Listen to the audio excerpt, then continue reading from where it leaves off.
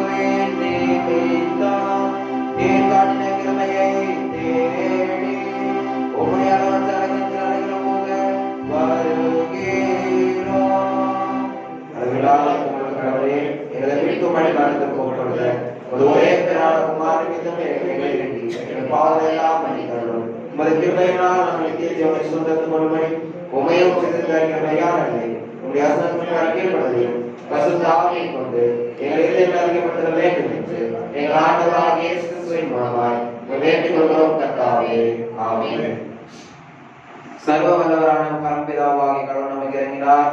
அவர் தமது ஒரே பேரான குமாரனை நமது பாவங்களுக்காக மரத்திற்கு ஒப்புக்கொடுத்து அவர் நிமித்தம் நமது பாவங்களை மன்னிக்கிறார். அவர் நாமத்தில் விசுவாசம் உள்ளவர் கடனை பிள்ளைகளாகும்படி அதிகாரம் கொடுத்து அவர்களுக்கு தமது பரிசுத்த ஆவியை தந்ததாக வாக்குத்தத்தம் பண்ணினார். விசுவாசம் உடையவர் ஞானஸ்நானம் பெற்றவன் ரட்சிக்கப்படுவான். கர்த்தாவே கடனுக்கு கிருபை செய்தருளும்.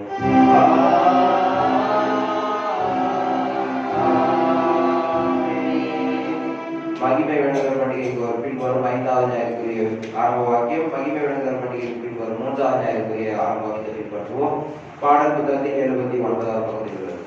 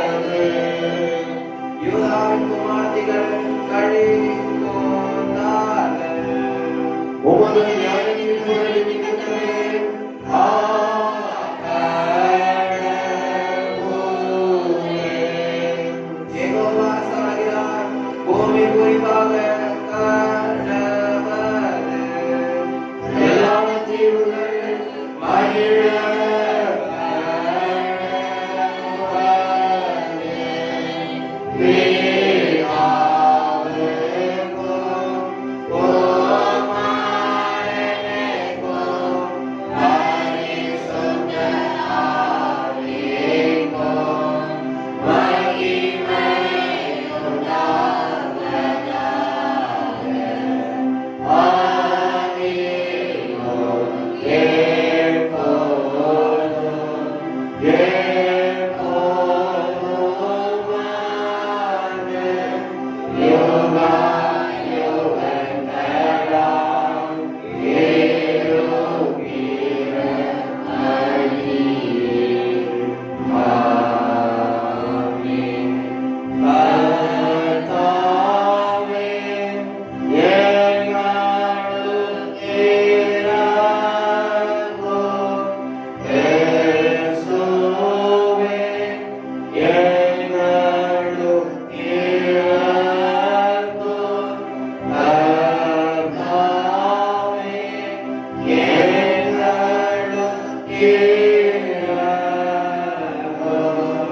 உன்னதத்தில் கடவுளுக்கு மகிமை, பூமியில் மனிதருக்கு சமாதானம், அவருடைய பிரியமாய் ஏறுகிறார்.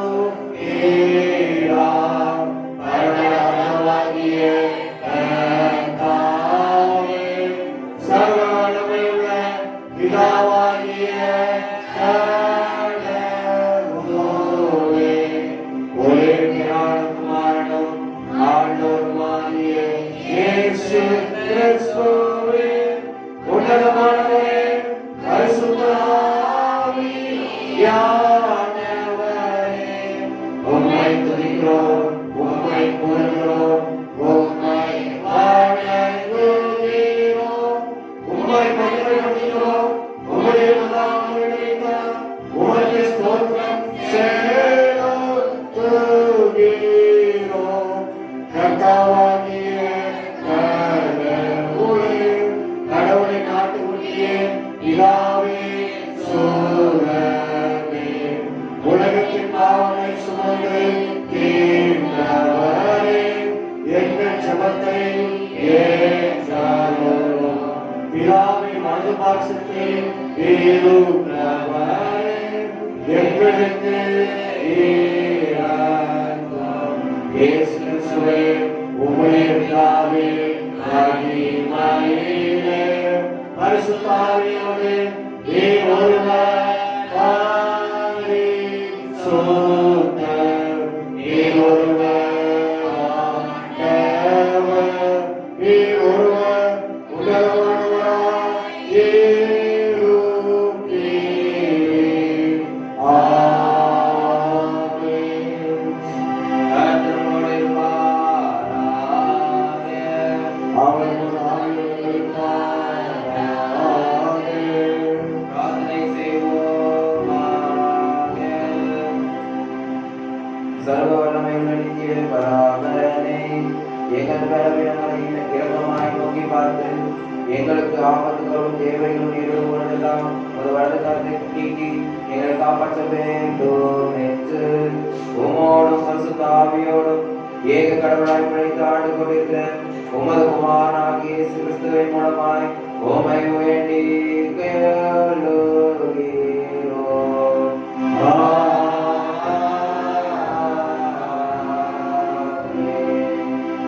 யாரும் வந்து மகிமை வேண்டுதல் பண்டிகைக்கு வரும் 5வது ஞாயிறு வேத பகுதியை வாசிக்கிறது.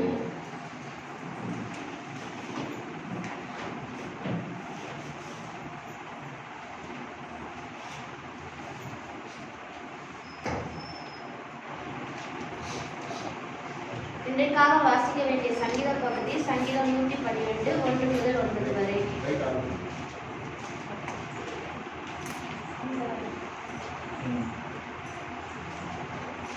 அல்லேலூயா. கர்த்தருக்கு பயந்து அவருடைய கட்டளைகளில் மிகவும் பிரியமாயிருக்கிற மனுஷன் பாக்கியவான்.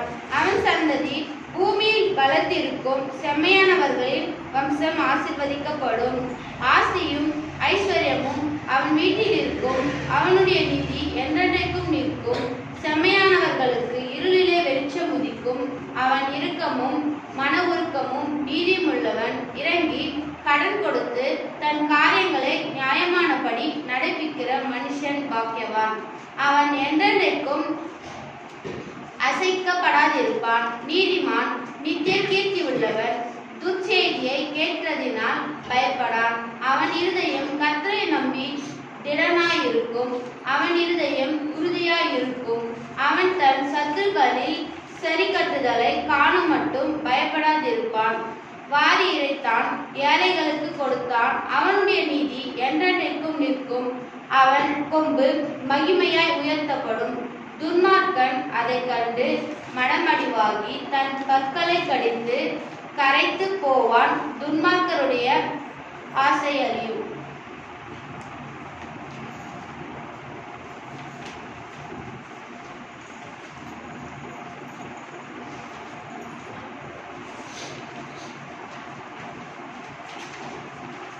இன்றைக்காக வாசிக்க வேண்டிய பழைய ஏற்பாட்டின் பகுதி அது ஏசாயா தீர்க்க தரிசன புத்தகம் 58ஆம் அதிகாரம் 3 முதல் 9 வரை. நாங்கள் உபவாசம் பண்ணும்போது நீர் நோக்காமல் இருக்கிறது என்ன? நாங்கள் எங்கள் ஆத்துமாக்களை ஒடுக்கும்போது நீர் அதை அறியாமல் இருக்கிறது என்ன என்றார்கள். இதோ நாங்கள் உபவாசிக்கும் நாளிலே உங்கள் இச்சையின்படி நடந்து உங்கள் வேலைகளை எல்லாம் கட்டாயமாய் செய்கிறீர்கள். இதோ வழக்குக்கும் வாதுக்கும் துஷ்டத்தனத்தையுடைய கையினால் குத்துகிறதற்கும் உபவாசிக்கிறீர்கள். நாங்கள் உங்கள் கூக்குரலை உயரத்திலே கேட்க பண்ணும்படியாய் இந்நாளில் உபவாசிக்கிறது போல் உபவாசியாதிருங்கள். மனுஷன் தன் ஆத்மாவை ஒடுக்குகிறதும் தலைவணங்கி நாணலை போல் ரட்டில் சாம்பலிலும் படுத்துக் கொள்ளுகிறதும் எனக்கு பிரியமான உபவாசம் நாளாய் இருக்குமோ? இதையா உபவாசம் என்று கர்த்தருக்கு பிரியமான நாள் என்றும் சொல்லுவாய்? அக்கிரமத்தில் கட்டுகளை அவிழ்கிறதும் நுகத்தடியின் பிணையல்களை நெகிழ்கிறதும் நொறுக்கப்பட்டிருக்கிறவர்களை விடுதலையாக்குகிறதும் சகல நுகத்தடிகளையும் உடைத்து போடுகிறதும் பசியுள்ளவனுக்கு உன் ஆகாரத்தை பகிர்ந்து கொடுக்கிறதும் துரத்துண்ட சிறுமையானவர்களை வீட்டிலே சேர்த்து கொள்கிறதும் வஸ்திரம் இல்லாதவனை கண்டால் அவனுக்கு வஸ்திரம் கொடுக்கிறதும் உன் மாம்சமானவனுக்கு உன்னை ஒடுக்காமல் இருக்கிறதும் அல்லவோ எனக்கு உகந்த உபவாசம். அப்பொழுது விடியற்காலை வெளிப்பை போல் உன் வெளிச்சம் எழும்பி உன் சுகவாழ்வு சீக்கிரத்தில் துளிர்த்து உன் மீதி உனக்கு முன்னாலே செல்லும். கர்த்தருடைய மகிமை உன்னை பின்னாலே காக்கும். அப்பொழுது நீ கூப்பிடுவாய், கர்த்தர் மறு உத்தரவு கொடுப்பார். நீ சத்தமிடுவாய், இதோ நான் இருக்கிறேன் என்று சொல்லுவார். நுகத்தடியையும் விரல் நீட்டுதலையும் சொல்லையும் நீ உன் நடுவில் இருந்து அகற்றி. இன்றைக்காக வாசிக்க வேண்டிய பழைய ஏற்பாட்டு பகுதி வாசித்து முடிந்தாயிற்று.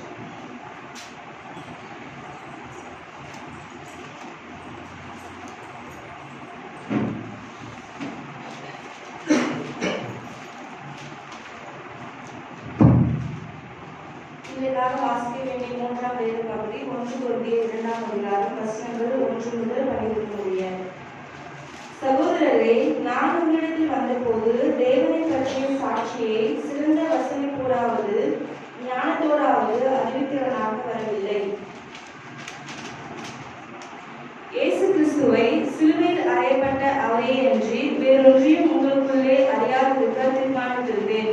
அல்லாமலும் நான் பலவீனத்தோடும் பயத்தோடும் மிகுந்த நடுக்கத்தோடும் உங்களிடத்தில் இருந்தேன்.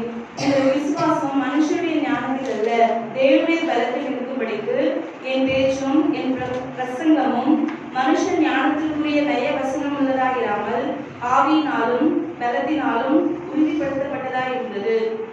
அப்படி இருந்தும் தேறினவர்களுக்குள்ளே ஞானத்தை பேசுகிறதும் இப்பிரபஞ்சத்தின் ஞானத்தை அல்ல, அழிந்து போகிறவர்களாகிய இப்பிரபஞ்சத்தின் பிரபுக்களுடைய ஞானத்தையும் அல்ல. உலகம் தோற்றத்திற்கு முன்னே தேவன் தம்முடைய மகிமைக்காக ஏற்படுத்தினதும் மறைக்கப்பட்டதுமாயிருந்த ரகசியமான தேவ ஞானத்தையே பேசுகிறோம். அதை இப்பிரபஞ்சத்தின் பிரபுக்களில் ஒருவரும் அறியவில்லை. அறிந்தார்களானால் மகிமையின் கர்த்தரை அவர்கள் சிலுவையில் அறையப்பட மாட்டார்களே.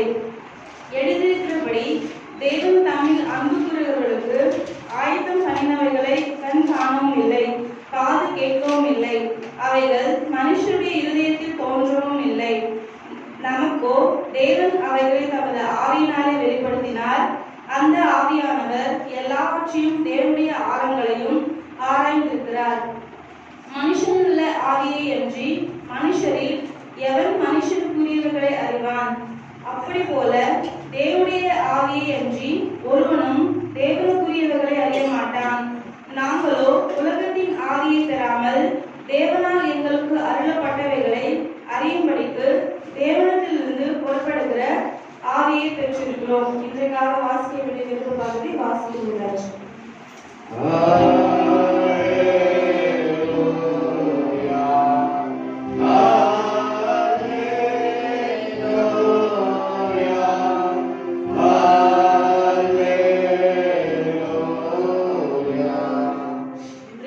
வாசிக்க வேண்டிய சுவிசேஷ பகுதி மத்தேயு எழுதின சுவிசேஷம் 5ஆம் அதிகாரம் 13 இருந்து 20 வரை வாசிக்க கேட்கிறோம்.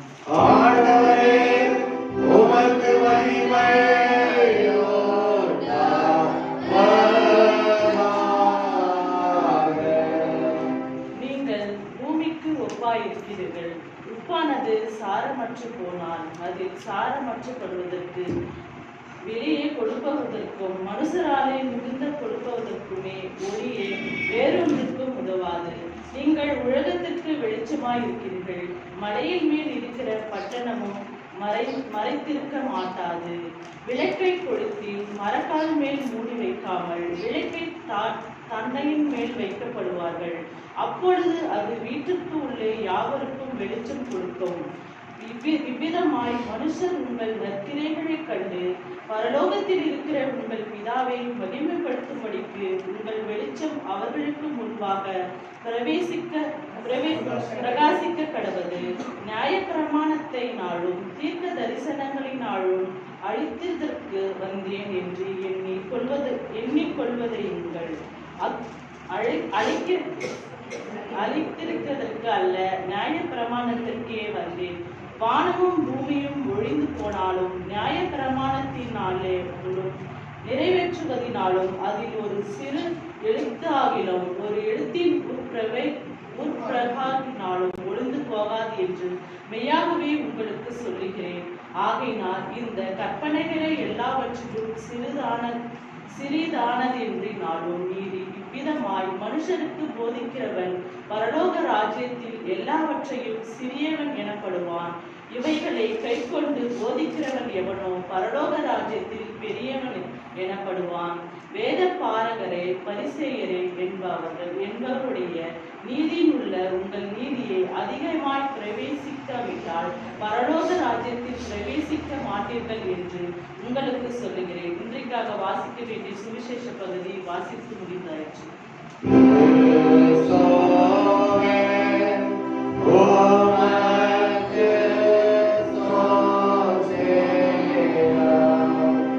ஜீவனுள்ள வார்த்தைகளை வாசிக்க நாம் நம்முடைய விசுவாசத்தை அப்போஸ்தலர் விசுவாச பிரமாணத்தின் மூலம் பயன்படுத்த அறிக்கை செய்வோம். பரலோகத்தையும் பூலோகத்தையும் படைத்த சர்வவல்ல பிதாவாகிய கடவுளை விசுவாசிக்கிறேன். அவருடைய ஒரே பிதாவான குமாரனும் நம்முடைய ஆண்டவருமாகிய இயேசு கிறிஸ்துவை விசுவாசிக்கிறேன். இவர் பரிசுத்த ஆவியினால் கர்ப்பத்தில் உட்பிரவேசித்து கன்னிமரியாத்தில் பிறந்து பொந்திபிலாத்தில் பாடுபட்டு சிலுவையில் அறையுண்டு மரித்தடக்கப்பட்டார். பாதாளத்தை இறங்கி மூன்றாம் நாள் மரித்தவர்களை உயிர்த்தெழுந்தார். கடவுளுக்கு ஏழு சிறப்புள்ள பிதாவாகிய கடவுளை விசுவாசிக்கிறார். அவர்கள் உயிரோடும் மற்றவர்கள் நியாயத்துக்கு வருவார். பரிசுத்த ஆவியை விசுவாசிக்கிறேன். ஒருவான பரிசுத்த சபையும் பரிசுத்த ஐக்கியமும் பாவ மன்னிப்பும் சர்வ உயிர்த்தெழுதலும் நித்திய ஜீவனும் என்று விசுவாசிக்கிறேன். ஆமென். யாவும் அமர்ந்து கர்த்தருடைய நாமத்தை மகிமைப்படுத்துவதற்காக பாடல் புத்தகத்தில் 331வது பாடலை பாடுவோம். எந்த ஜீவன் இயேசுவே சொந்தமாக ஆளுமே என்ற பாடலை பாடுவோம்.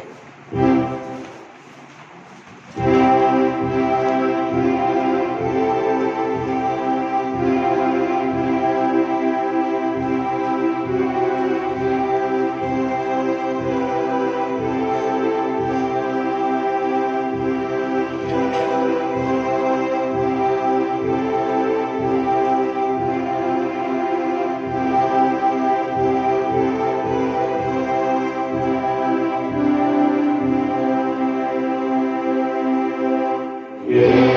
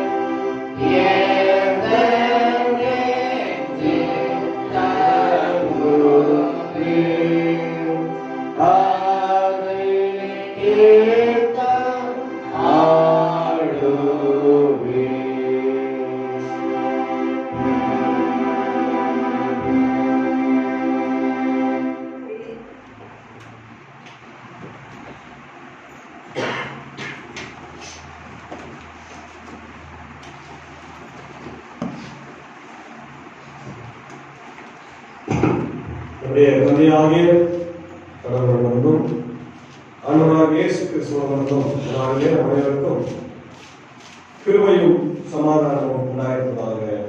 ஆமென். அல்லேலூயா. அல்லேலூயா. அல்லேலூயா.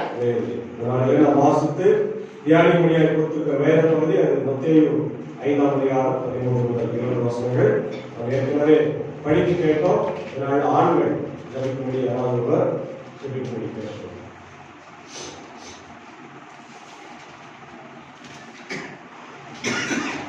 ஏற்றும் என்றும் மாறாத எங்கள் அன்பு பரலோகத்திலே இதோ இந்த குளிர்ச்சியான காலை வேளையை எங்களுக்கு தந்ததற்காக போகிறோம்.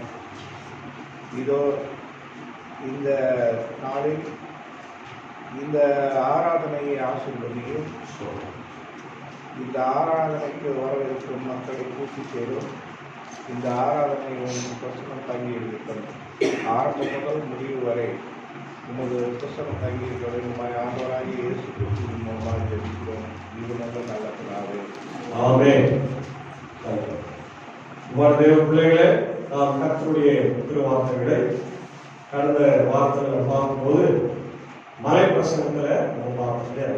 1 முதல் 12 வசனங்கள்ல வாக்கியவான்கள் யார், வாக்கியவான்கள் எப்படி இருப்பாங்க அப்படின்றத நம்ம பார்த்தோம்.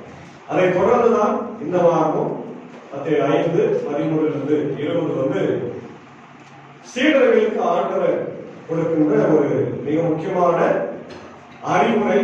அதே நேரத்தில் எப்படி சீடர்கள் இந்த உலகத்துல இருக்க வேண்டும் என்பதை சொல்றார். எப்படி இருக்கிறாரு? உலகத்துக்கு உப்பாக இருக்க வேண்டும், உலகத்துக்கு வெளிச்சமாக அல்லது ஒளியாக இருக்க வேண்டும் என்று சீடர்களை பார்க்கிறார். சரி, சீடர்களுக்கு மட்டும்தான் அது யாருக்கு? எல்லாரும் நமக்கு இல்லையா? ஏன் சீடர்களுக்கு ஏசாமியார் முக்கியமா சொல்றாருன்னா, எனக்கு அடுத்து நீங்க தான் இந்த ஊழியத்தை செய்ய போறீங்க. இந்த உலகத்துல ஆண்டவருடைய ராஜ்யத்தை நீங்க தான் கட்ட போறீங்க. அந்த ராஜ்யத்தை கட்டும் போது நீங்க எப்படி இருக்கணும்? உப்பாகவும் ஒளியாகவும் இருக்க வேண்டும் என்று அன்றைக்கு மக்கள் அன்றாடம் பயன்படுத்திய அந்த உணவுப் பொருளை அவங்க ஆண்டவர் இந்த மக்களுக்கு எளிமையா சொல்றாங்க. இப்போ உப்புனுடைய பயன்பாடு நமக்கு நல்லாவே தெரியும். நீங்களே சொல்லும் போது உப்பு எதற்கெல்லாம் பயன்படுது?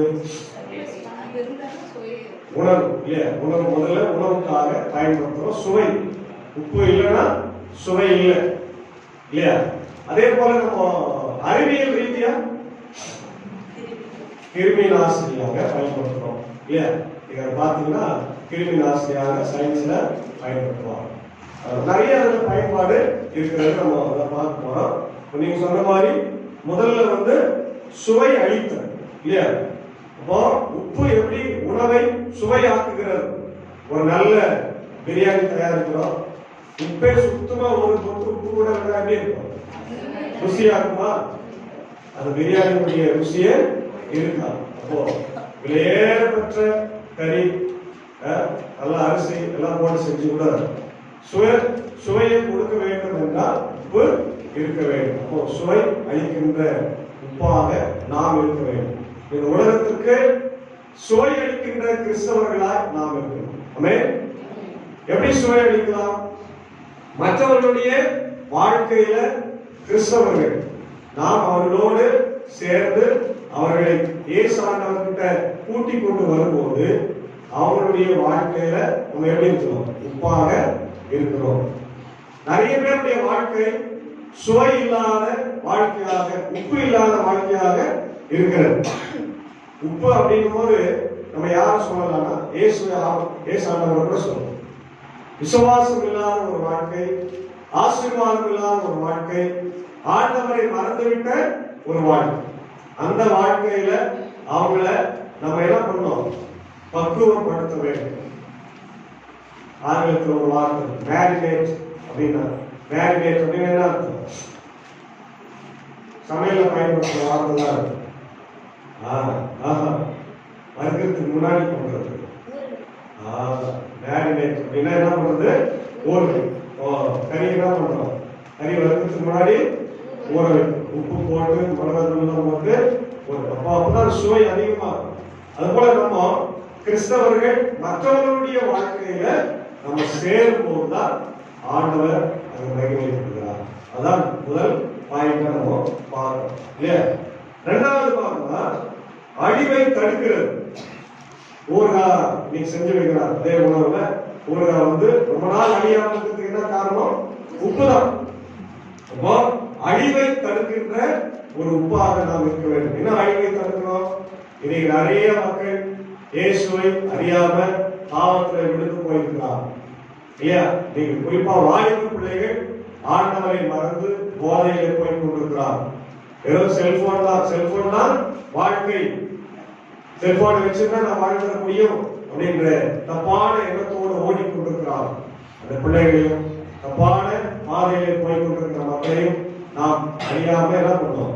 காக்க வேண்டும். அழிவை தடுக்கின்ற உப்பாக கிறிஸ்தவர்களாக நாம் இரண்டாவது இருக்கணும் இல்லையா? மூன்றாவது, இந்த உலகத்தை நாம் பதப்படுத்த வேண்டும். பதப்படுத்த இப்போ மீன் கறியெல்லாம் உப்பு போட்டு பேக் பண்ணி எல்லா உலகத்துக்கு வெளிநாடுகள்லாம் நம்ம இந்தியாவில என்ன பண்றாங்க? ஏற்றுமதி செய்யலாம். அது பதப்படுத்தப்படுகிறது.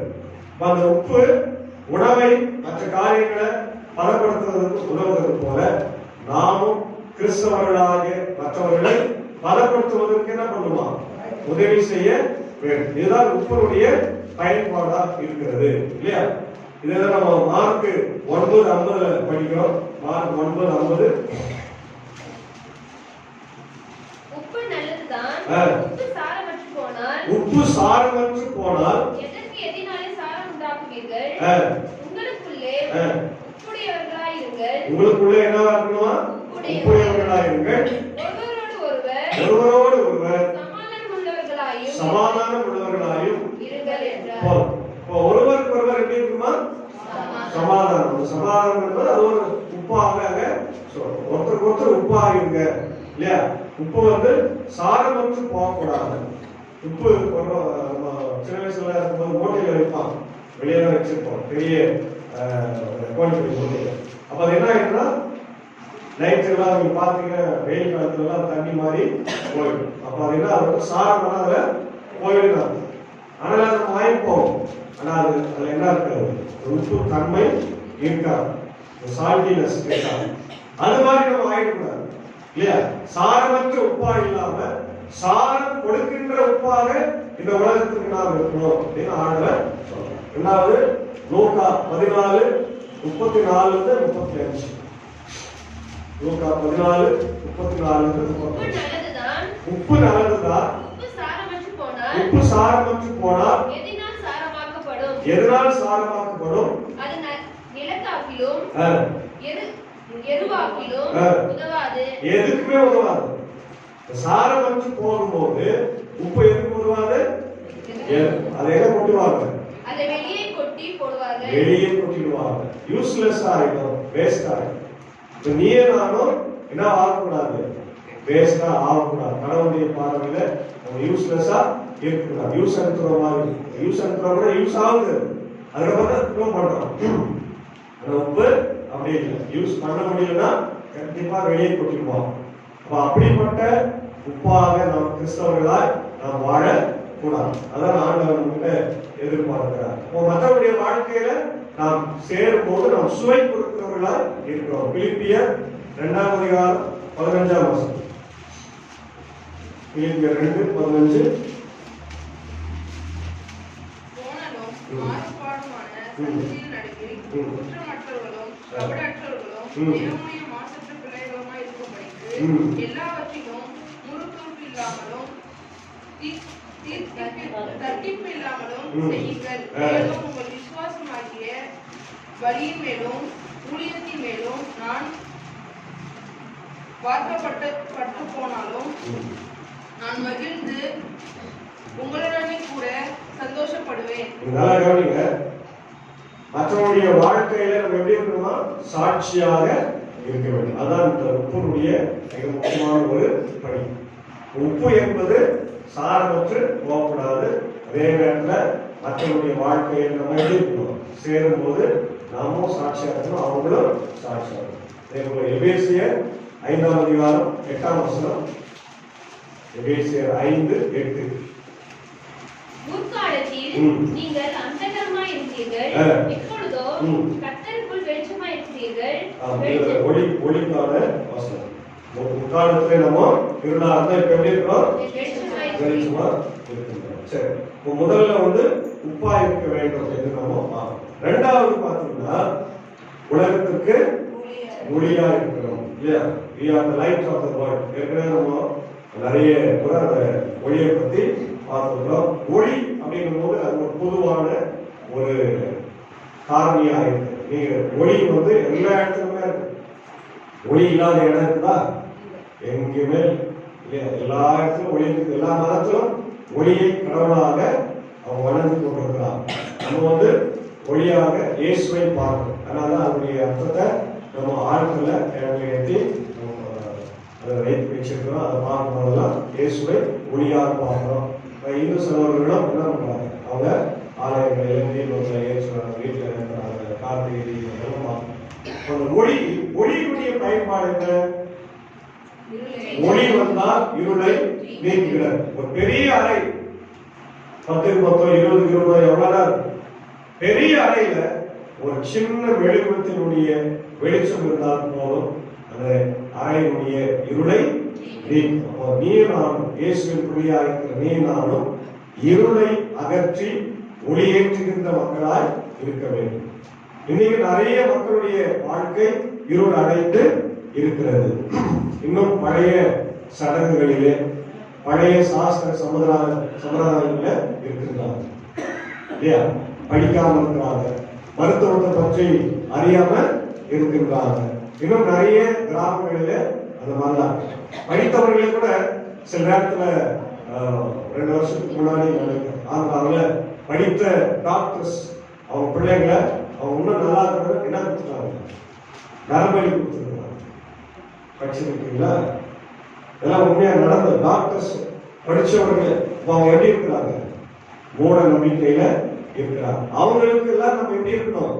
ஒளியாக வெளிச்சமாக இருக்க வேண்டும். ஏசானவருடைய மிஷனரிகள்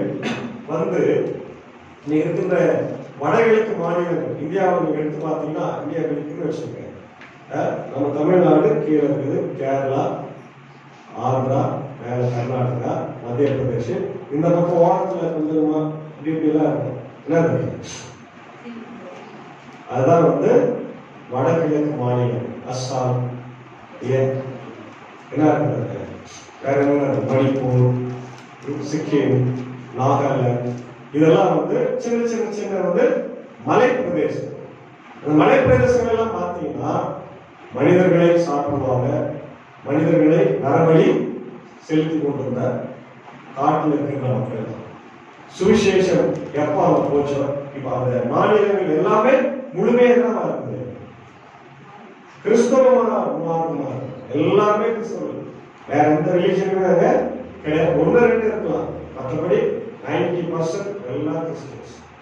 மிஷனரிகள் அங்க போய் ஊழியத்தை செய்ததுனால எல்லாமே மாறினாங்க. இன்னைக்கு அவங்க எல்லாம் போதகர்களாக பாஸ்டர் சார் நீங்க அங்கிருந்து ஒருத்தர் தான் குருக்குள் டிபெட்டை அப்படிங்கிறாங்க குருக்குள் சென்னையில் இருக்கிற இந்த காலேஜில் அவரு பிரின்சிபலாக இருக்கார். அவரே சொல்லிக்கிறார், நாங்கெல்லாம் நரமாமிசத்தை சாப்பிட்டுருந்தவங்க, வழி கொடுத்துருந்தவங்க, ஏசு ஆண்டவரை சந்தித்த பிறகு எங்கள் வாழ்க்கை மாறி நீங்க ஒரு பேராசிரியர் பிரின்சிபலாக போனவர்களாக இருக்கிறோம். அரசாங்கமே கிறிஸ்தவ அரசாங்கமா மாறி அப்போ கிறிஸ்துவனுடைய ஒளி எங்கெல்லாம் போதோம் அங்கெல்லாம் நேர்களை சொல்லியிருக்கீங்க. அந்த அடிமைத்தனம், கொத்தடிமைகள் இதெல்லாம் ஆண்டவர்கள் அவங்க என்ன பண்றாரு, மாற்றுகிறதா இருக்கிறார்.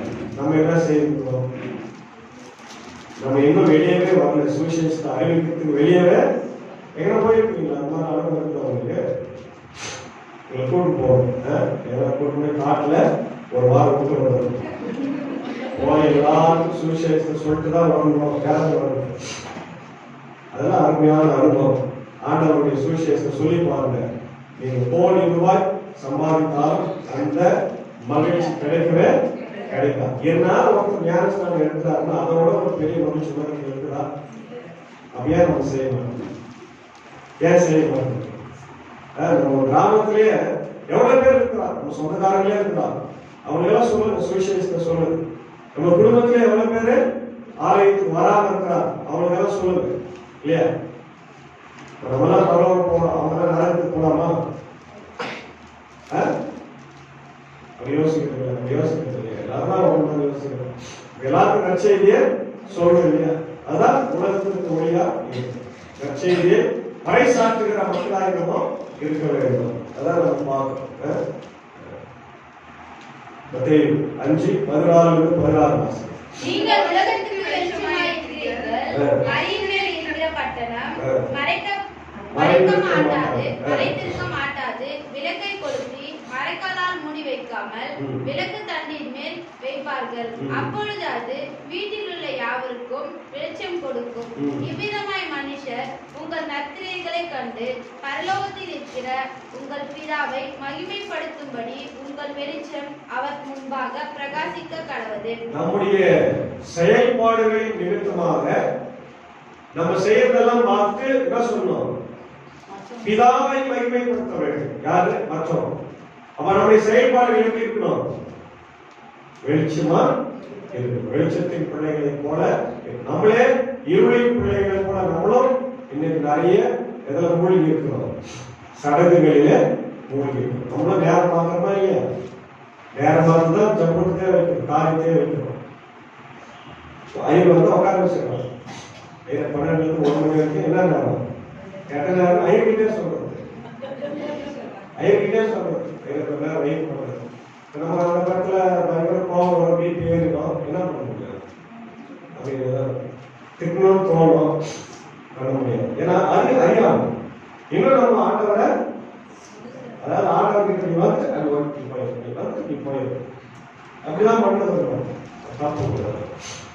ஆண்டவர்கிட்ட வந்துச்சியா ஒன்று ஆண்டுச்சே வருது, நீயே ஓடிட்டு அங்கே நல்ல நேரம் பார்க்கறது, கெட்ட நேரம் பார்க்கறது, பத்திரிகையில் அதில் வச்சு பண்ணுறது, அதெல்லாம் நான் இப்போ என் கல்யாணம் நடந்தது முகத்தினாலே கிடையாது, முகத்தினாலே கிடையாது. ஏன்னா முகத்தினால எல்லாம் பண்ணுறது புக் ஆயிடுச்சு. எங்கள் மாமியார் சொன்னாங்க, ஏமா எனக்குதான் வீட்டில் போகணும், சரிம்மா ஏதோ ஒரு நாள் வச்சோம், என்ன என்ன ஒன்று ஆண்டவர் ஆசீர்வாதத்தால் ஒழிய அந்த நாள் நல்ல நாள் கெட்ட நாள் கிடையவே கிடையாது. அப்ப நம்மளே இன்னைக்கு உண்மை எப்படி இருக்கிறோம்? இருளா இருக்கு, மங்கி கூட இல்ல, இருட்டா இருக்குது. மூஞ்ச பார்த்தோன்னே இருட்டா இருக்கு, மூஞ்சே தெரியல. முகத்துல யார் தெரியணும்? சிலுவை தெரியணும், ஏசாமி தெரியணும். அப்பதான் அவங்க பார்த்து எல்லாரும் ஓடி வருவார்கள், உன்னிடத்தில் ஓடி வருவார்கள். வசனம் சொல்லுது, உன்னை பார்க்கும்போது எல்லாரும் ஓடி வருவார். நீ இன்னும் பழைய நிலைமையிலே இருக்கிறீங்க. அதாவது என்ன சொல்றாங்க, இந்த மதுரையில பேராசிரியர் ரொம்ப அருமையான ஒன்று சொன்னாரு. ஆனா அது கேட்கும்போது உங்களுக்கு வருத்தமா தான். புது வீட்டுக்கு போறோம், புது வீட்டுக்கு போக என்ன பண்ணுவோம், நிறைய பழைய இதெல்லாம் திருப்பி போட்டு போயிடும். ஆனா நம்மளால என்ன பண்றோம், மொத்தத்தையும் துருக்கி எடுத்துட்டு போய் பழைய வீட்டுல தேவையில்லாதெல்லாம் கூட எங்க போய் வச்சிடணும், புது வீட்டிலேயே போய் வச்சாங்க. புது வீட்டுக்கு போய் பிரயோஜனமே இல்ல இல்லையா? முதல்ல நம்ம மாறணும். நம்முடைய சிந்தனைகள், நம்முடைய செயல்பாடுகள், விசுவாசம் மாறணும். ஆண்டவருக்கு நான் ஆண்டவருடைய பிள்ளையா தான் இருக்கணும். மற்றவங்களை மாதிரி நாடு அவங்க பார்க்கறாங்க நமக்கு அவங்க இது பண்ண வேண்டிய அவசியம் இல்லை. நீ சாட்சியா இருந்தா மட்டும்தான் உங்களால மற்றவர்களுக்கு இயேசுவை பற்றி சொல்ல முடியும். நீ சாட்சியா வாழாம நீ இயேசுவை பற்றி சொல்லவே முடியாது. அதனால உலகத்திற்கு நம்ம ஒளியா இருக்கணும்னா முதல்ல நம்ம சரியா இருக்கணும். நம்முடைய செயல்பாடுகள், நம்முடைய பேச்சு, நம்முடைய சிந்தனை, நம்முடைய நடத்தை எல்லாம், நம்முடைய குடும்பம் எல்லாம் சரியா இருக்கும். நம்மளை பார்த்து மற்றவங்க ஆண்டவர்கிட்ட வர வேண்டும். நிறைய இஸ்லாமியர்கள் மாறிக்கொண்டிருக்கிறார்கள் ஒரு செய்தி வருது. இந்தியாவில் மட்டும் வெளிநாடுகளில் கூட நிறைய இஸ்லாமியர்கள் மாறும். ஏன்னா இயேசுவை படிக்கிறாங்க, வேற பைபிள் வாசிக்கிறோம். என்ன ஒன்று சொன்னேன் இல்லையா, குரான்ல இருக்கிற கேள்வி எங்க விடை இருக்குது, பைபிள் இருக்கிறது. அப்ப அவங்க முஸ்லிம் சொல்றாரு, அப்போ ஒரு மூணாவது விஷயம் இருக்குதா அப்படின்னு. அது வாசிச்சாதான் தெரியும். ஆனா நம்ம என்ன பண்றது, பைபிள் வாசிக்கிறத பைபிள்ல எத்தனை புத்தகம் இருக்குதுனாலே தெரியாது. எத்தனை புத்தகம் இருக்குது, எத்தனை பகுதி, பழைய ஏற்பாடு புதிய ஏற்பாடு இல்லையா, நம்ம வாசிக்கிறது அதனால தான். ஆனா அவங்க எல்லாருமே வாசிக்கிறாங்க. இயேசுவை பற்றி அறியாதவர்கள் வேதத்தை டெய்லி வாசிக்கிறவங்க எல்லாம் இருக்கிறாங்க, ஜபிக்கிறவங்க இருக்கிறாங்க நிறைய பேர். அதை நம்ம செய்யறதே இல்லை. நம்ம கடமைக்காக வரும், சடங்குக்காக வரும் இல்லையா, மற்றவங்க பார்க்கறாங்க, அவங்க கேட்கறாங்க அப்படி இருக்கிறாங்க, ஆயத்துக்கு வரதுனாலதான் நம்ம கிட்ட இன்னைக்கு சாட்சி இல்லாம போயிடுச்சு. அதனால ஆண்டவர் அப்படி நம்ம கிட்ட எதிர்பார்க்கல. என்ன சொல்றாரு, நம்முடைய செயல்பாடுகளை பார்த்து பிதாவை மகிமைப்படுத்துறோம். அதுக்கு நம்ம என்ன சாட்சியா சங்கீதம் 119 160 வாசுங்க. 119 சமூலமும் சத்தியமும் உம்முடைய நீதி நியாயம் இல்லாமல் நித்தியமும். பிரபுக்கள் காரணம் இல்லாமல் என்னை துன்பப்படுத்தினார்கள், ஆனாலும் என் இருதயம் ஒரு வசனத்திற்கே பயப்படுகிறது. வசனம் என்பது எப்படி இருக்குது, ஆசீர்வாதமான ஒரு ஒளியா இருக்குது. அதனால சொல்றோம், பாதைக்கு வெளிச்சம், கால்களுக்கு தீபமாய் அது இருக்கிறது. யோவான் 3:19 ஒளியானது உலகத்திலே வந்திருக்கும் மனுஷருடைய கிரியைகள் பொல்லாதவைகளாய் இருக்கிறபடியினால் அவர்கள் ஒளியை பார்க்கிலும் இருளை விரும்புகிறதே அந்த ஆக்கினை தீர்ப்புக்கு காரணமாய் இருக்கிறது. யாரு அதிகமா இருளை விரும்புவார்கள்? திருடர்கள், தப்பு செய்யணும் இல்லையா, தப்பு செய்யறவங்க தான் இருக்க விரும்புவாங்க. எப்படா இருக்குன்னு பார்க்கணுமா, போய் திருடி வரலாம், தப்பு பண்ணலாம். ஒளியில இருக்கிறவங்க நல்ல பிள்ளைங்க இருளை விரும்பவே மாட்டோம். கொஞ்சம் இருக்கான இடத்துல லைட் கொடுப்பா, அங்க வெளிச்சமா இருக்கணும், வீடு வெளிச்சமா இருக்கணுமா, ஆண்டவருடைய பிள்ளைங்க இல்லையா, வெளிச்சம் விரும்பணும். அப்போ நிறைய பேர் ஒளியாய் இயேசுவை அறியவில்லை. அப்ப அறியவில்லை என்றது அவங்க தப்பா இல்ல. ஏன் அவங்க அறியல, நான் சொல்லல. அவங்க அறியாமல் இருப்பதற்கு நான் தான் காரணம். ஒருத்தர் கூட நம்ம சொல்லாதனால்தான் அவங்க இன்னும் அறியாமையில இருக்கிறார்கள். அதாவது அவங்க ஏற்றுக்கொள்ளணும் ஏற்றுக்கொள்ளாத அதை பத்தி நமக்கு பிரச்சனையே இல்லை. விதையை விதைத்து விட வேண்டியது நம்முடைய கடமை. வளர்ந்தோம் வளர்ந்து அதை போய் என்ன பண்ணிடணும், நிலத்துல அவங்க உள்ளமாகி நிலத்தை இயேசு என்கின்ற ஆண்டவரை விதைத்து விட வேண்டும். அதான் ரொம்ப முக்கியமான ஒரு காரணம். அதே போல சங்கீதம் 119 105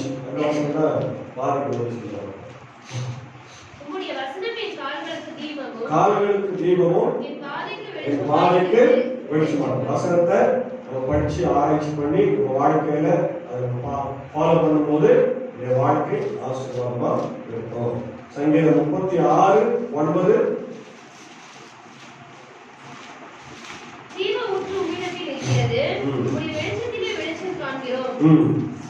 வெளிச்சத்துல ஆண்டவருடைய ஒளியிலே தான் நம்ம ஒளி காண்கிறோம். அதனால நம்முடைய வாழ்க்கை ஒளி உள்ளதாக இருக்க வேண்டும். இருள் நிறைந்த மற்றவருடைய வாழ்க்கையை ஒளிவூட்டுகின்ற வாழ்க்கையாக நம்முடைய வாழ்க்கை இருக்கிறது. இரண்டாவது இல்லையா. மூணாவது பார்த்தீங்கன்னா 17 இருக்கக்கூடிய மத்தேயு 5:17. நியாயப்பிரமாணத்தை ஆகிலும் தீர்க்கதரிசிகளின் ஆகிலும் அழிக்கிறதுக்கு வந்தேன் என்று எண்ணிக்கொள்ளாதீர்கள். அழிக்கிறதுக்கல்ல, நிறைவேற்றுவதற்கே வந்தேன். வானமும் பூமியும் ஒழிந்து போனாலும் நியாயப்பிரமாணத்தில் உள்ளதெல்லாம் நிறைவேறாமலும் அதில் ஒரு சிறு எழுத்தாகிலும் ஒரு எழுத்தின் துரும்பாகிலும் ஒழிந்து போகாது என்று மெய்யாகவே உங்களுக்கு சொல்கிறேன். ஆகையால் இந்த கற்பனைகள் எல்லாவற்றிலும் சிறிதானது ஒன்றாகிலும் நீதி. இவ்விதமாய் மனுஷருக்கு போதிக்கிறவன் பரலோக ராஜ்யத்தில் எல்லாரிலும் சிறியவன் எனப்படுவான்.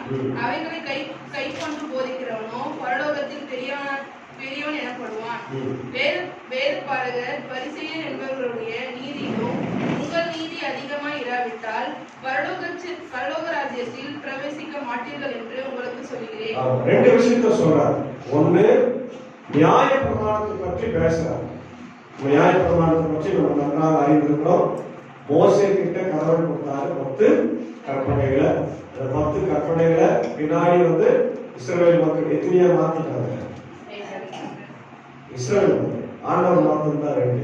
இஸ்ரவேல் மக்கள் 613 தான் மாத்திட்டாங்க. சரி, எழுதுறாங்கல்ல, ஃபாலோ பண்ணாங்களா? யாரும் ஃபாலோ பண்ண. அது எல்லாத்தையும் அவங்க அழிச்சிட்டு மீறி தான் வராங்க இல்லையா? நீ கூட இந்தியாவில் ஒரு கான்ஸ்டியூஷன் இருக்குது. ஆனா அந்த கான்ஸ்டியூஷனை இன்னைக்கு யாரும் மீறுறாங்க? ஆளும் அதிகாரத்தில் இருக்கிறவர்கள் மீறுகிறார்கள். கோர்ட்டை மீறுது. கோர்ட்டை நீதிபதியை நிறைய நேரத்துல என்ன பண்றாரு?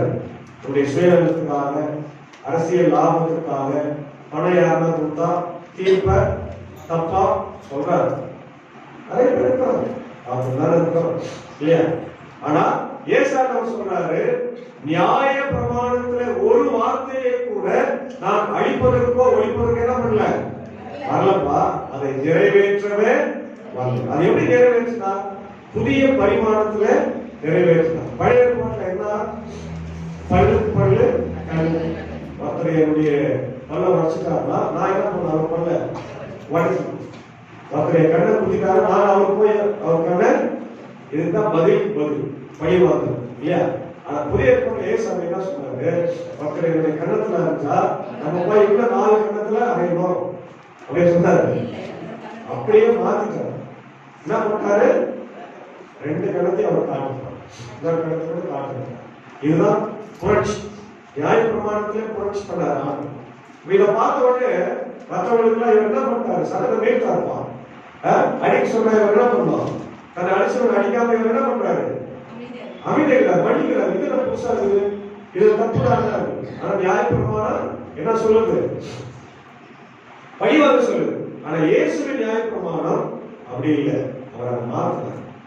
மனித நேயத்தோட அந்த அன்போட அதை செய்ததுனால அவர் எல்லாம் தப்பா புரிஞ்சுக்கிறார். ஆனா ஆண்டவர் அழிப்பதற்கல்ல, அதை ஒரு புதிய புரட்சிகரமாக புதிய பரிமாணத்துல அதை தன் வாழ்க்கையில நமக்கு செயல்படுத்தினார். அதான் சொல்றாரு, ஒரு உறுப்பு கூட அழிந்து போகிறதுக்கு நான் காரணமா இருக்க மாட்டேன். வானமும் பூமியும் ஒழிந்து போனால் கர்த்தருடைய வார்த்தை ஒழிந்து போனார். இது 3வது. 4வது என்ன சொல்றாரு? 20வது வசனத்துல வேத பாரகர் பரிசேயருடைய வாழ்க்கையை காட்டிலும் நம்முடைய வாழ்க்கை எப்படி இருக்கிறாரு? நீதி அதிகமா இருக்கும். ஏன்னா அன்றைக்கு இருந்த வேத பாரகர் பரிசேயர் சதுசேயர் தான் யாரு?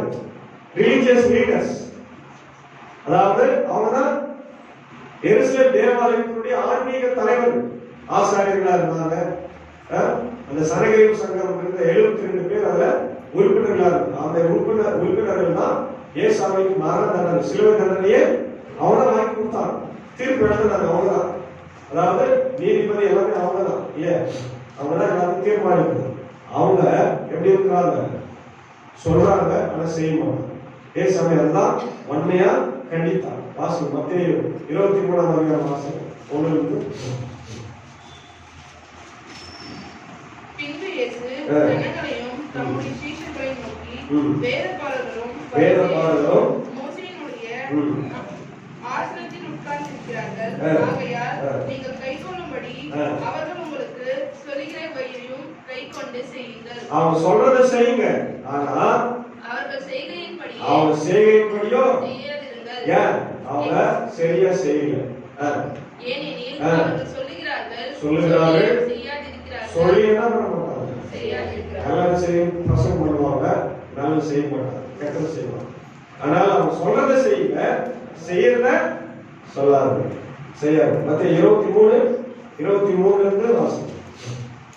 மாயக்காரராகிய வேதபாரகரே, ஆ. பரிசேயரே, ம். உங்களுக்கு ஐயோ! ம். நீங்கள் ஒன்றாகி தளமிலும் ஆ. வெண்மையத்திலும் ஆ. சீரகத்திலும் ஆ. தசமபாகம் செலுத்தி ஆ. நியாய பிரமாணத்தில் ஆ. கற்பித்திருக்கிற விசேஷித்தவைகளாகிய ம். நீதியையும் ம். இரக்கத்தையும் விசுவாசத்தையும் விட்டுவிட்டீர்கள். முக்கியமா என்ன விட்டாங்க, விசுவாசத்தை எல்லாத்துலயும் தசமமாக கொடுத்துட்டாங்க. ஆனா என்ன விட்டாங்க, பக்கத்து வீட்டுக்காரங்க அன்பா இல்ல. டெய்லி அவங்க என்ன பண்ணுவாங்க, நியாயம் வந்து அந்த காணிக்கு ஆளு வேறுபாடா, நீ ₹1,00,000 கொடுத்தாங்கன்னா அது பணமா தான் இருக்குமே தவிர அது காணிக்கையா மாற. நீ கொடுக்கிற பணம் காணிக்கையா மாற வேண்டும் என்றால் உனக்கு என்ன இருக்குன்றாரு, யாரை விட அதிகமா இருக்குன்றாரு. வேதபாரகர் பரிசேயரை விட அதிகம். ஏன்னா அவங்க கொஞ்சம் தான், அவங்களுக்கு உண்மை இல்லை. அப்ப நம்ம வாழ்க்கையில அதிகமா இருக்கு. இதுதான் இன்னைக்கு நம்ம பார்த்த 4 பாயிண்ட் இல்லையா? இந்த 4 பாயிண்ட நீங்க திருப்பியும் ரிவைண்ட் பண்ணிக்கலாம்.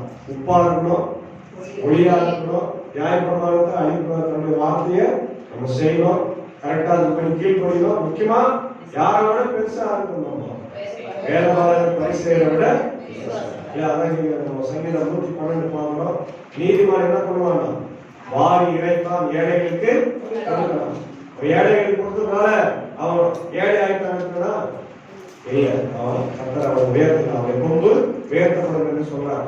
அதே போல அடுத்த வாரத்துல நமக்கு நெரிசல் வரும்போது உபவாசத்தை பத்தி வந்துச்சு. ஆண்டவர் விரும்பும் உபவாசம் என்ன, பசியா இருக்கிறதோ பட்டியா இருக்கிறதோ இல்ல, பகிர்ந்து கொடுப்பது. பகிர்ந்து கொடுப்பது. பசியா இருக்கிறது பட்டியா இருக்கிறது ஈஸி. ஆனா உன் சாப்பாடை எளியவனுக்கு பகிர்ந்து கொடுப்பது, உன் ஆடையை எளியவனுக்கு பகிர்ந்து கொடுப்பது, உன்னை போல மற்றவர்களை நேசிப்பது, எதிரிகளை மன்னிப்பது, சொந்தக்காரனுக்கு மறைச்சிக்காம இருக்கிறது, உதவி செய்வது. இதுதான் ஆண்டவர் விரும்பும் உபவாசம் என்று சொல்லுகிறார் இல்லையா?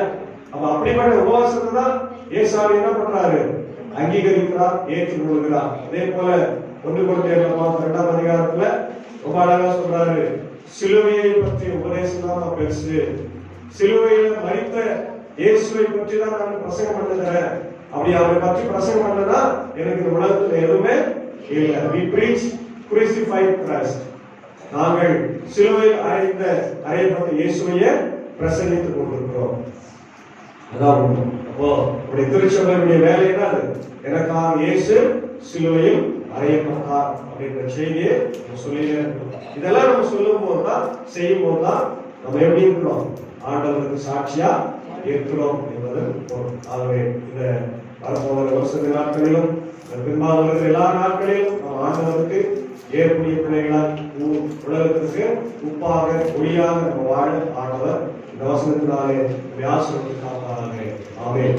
எல்லா புத்திக்கும் மேலான தெய்வீக சமாதானம் கிறிஸ்துவை இயேசு கிறிஸ்துவுக்குள் காத்துக்கொள்வதாக. ஆமென். எழுந்து சொத்து